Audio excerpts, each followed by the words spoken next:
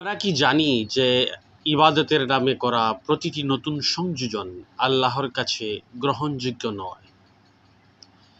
দিনের প্রতিটি আমল যেন আমাদের প্রিয় নবী সাল্লাল্লাহু আলাইহি ওয়াসাল্লামের সুন্নতের মোতাবিক হয়, তা নিশ্চিত করতে আজকে বিদআত সম্পর্কে সচেতন হওয়া প্রয়োজন।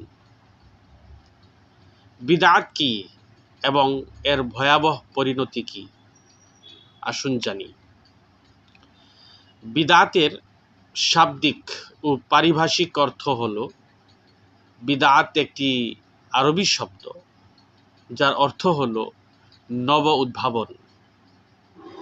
ইসলামের শরীয়তের পরিভাষায় আল্লাহর দ্বীনের মাঝে এমন কোনো নতুন প্রথা, নিয়ম, আইন বিধান বা ইবাদত চালু করা যা শরীয়তের কোনো সহি দলিল বা প্রমাণের উপর ভিত্তিশীল নয়, তাকেই বিদআত বলা হয়। বিদআতের ভয়াবহ পরিণতি কি হতে পারে?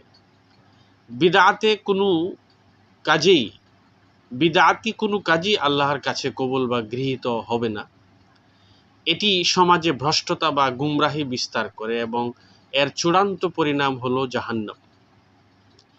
হাদিসের আলোকে সতর্কতা।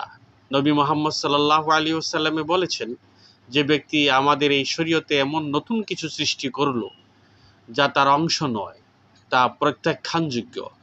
সহিহ বুখারী ও সহিহ মুসলিম শরীফের হাদিস। অন্যত্র তিনি আরও বলেছেন, তোমরা দিনের মধ্যে নতুন কিছু সংযোজন করা থেকে সাবধান থাকো।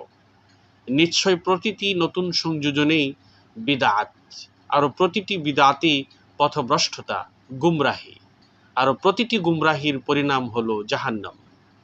মুসনাদে আহমদ, আবু দাউদ, তিরমিজি শরীফের হাদিস। দিনের প্রতিটি আমল যেন সরাসরি কোরআন ও সুন্নতের নির্দেশনা অনুযায়ী হয়। আল্লাহ আমাদেরকে বিদআত থেকে দূরে থাকার এবং বিশুদ্ধ সুন্নতের উপর অবিচল থাকার তৌফিক দান করুন। আমিন ইয়া রাব্বাল আলামিন। আসসালামু আলাইকুম ওয়া রাহমাতুল্লাহি ওয়া বারাকাতুহু।